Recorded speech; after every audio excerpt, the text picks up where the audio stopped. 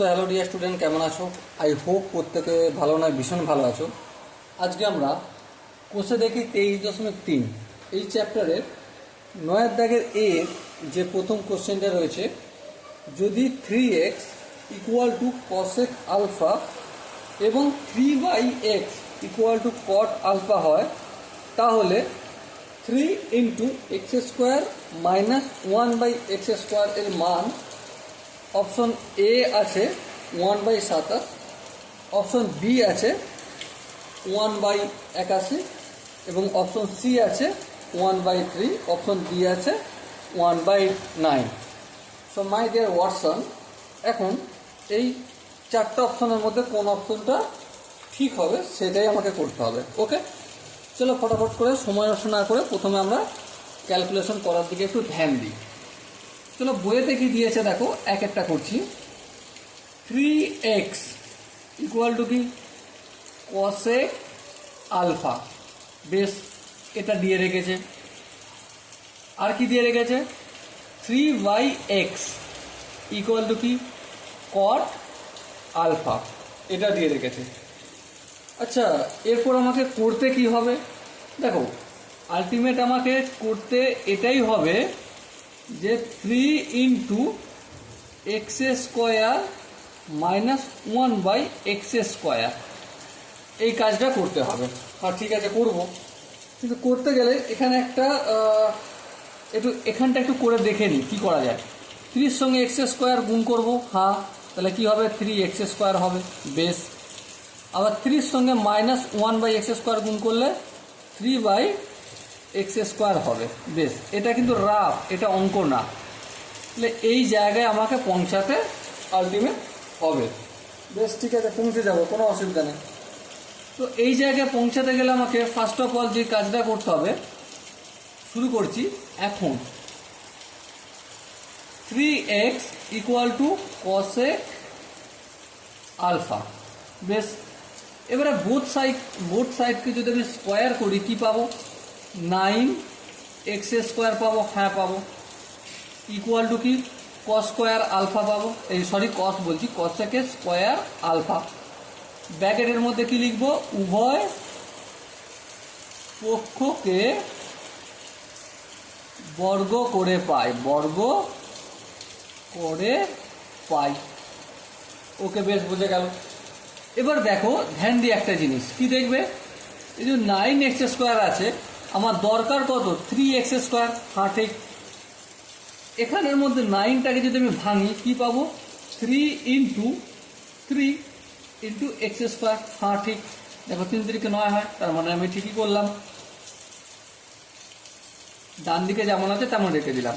এবার দেখো এই 3টা যখন ডান দিক থেকে বাম দিকে নিয়ে যাবো কি হয়ে যাবে? গুণের আকারে আছে, অপোজিট সাইডে নিয়ে গেলে 1/3 হয়ে যাবে। হ্যাঁ ঠিক, ব্যাস। সো এটা আমি পেলাম।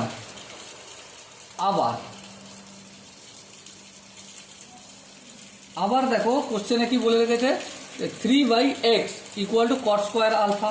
চলো লিখবো 3/x equal to cot alpha, sorry cot alpha. Same একইভাবে বোথ সাইডে স্কোয়ার করব, তাহলে কি হয়ে যাবে? 9/x² equal to cot square alpha. ফটাফট করে দিলাম। এবার দেখো 9 মানে কি? 9, আচ্ছা এখানটা লিখে দিতে হবে যে উভয় পক্ষকে বর্গ করে পাই, বেশ লিখে দিলাম। এবার দেখো 9 মানে কি? 9 মানে 3 into 3/x² equal to cot square alpha, বেশ। এবার দেখো এই যে 3 এটা গুণের আকার আছে, অপোজিট সাইডে নিয়ে গেলে কি হয়ে যাবে? বলো বলো, ফটাফট করে বলো। 1/3 হয়ে যাবে, তাই তো? হ্যাঁ ঠিক, বাই কট স্কোয়ার আলফা। এই দুটো জিনিস পেলাম। এবার আমাকে কি প্রমাণ করতে বলেছে?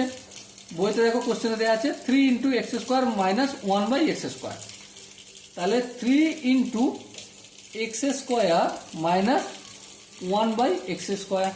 হ্যাঁ ঠিক আছে, দেখো 3 ইন্টু এটা যদি গুণ করে কি পাবো? 3x² পাবো, মাইনাস কি পাবো? 3/x² পাবো। হ্যাঁ ঠিক আছে। এবার দেখো 3 × x² এর ভ্যালু কত? 1/3 cos স্কোয়ার আলফা। চলো লিখলাম 1/3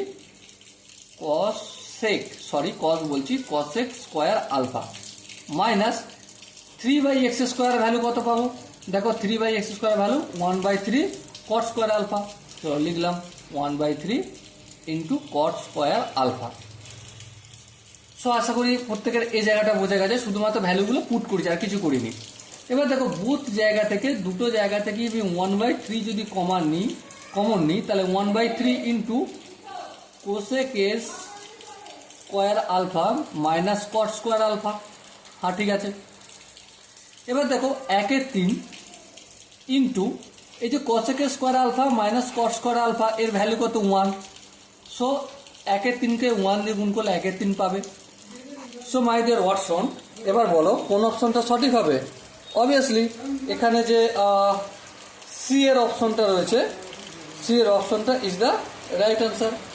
সো আশা করি তোমাদের বুঝতে কোনো অসুবিধা হয়নি। যদি কোনো জায়গায় এরপরে মনে হয় দাদা এই জায়গাটা ডাউট আছে, তো কমেন্ট সেকশনে জানিও, আমি প্রতিটা ডাউট এর জন্য একটা ডেডিকেটেড ভিডিও আনবো, এনে ক্লিয়ার করবো। ওকে, চলো দেখা হচ্ছে নেক্সট সেশনে। ততক্ষণ পর্যন্ত ভালো থেকো, সুস্থ থাকো এবং জয় হিন্দ।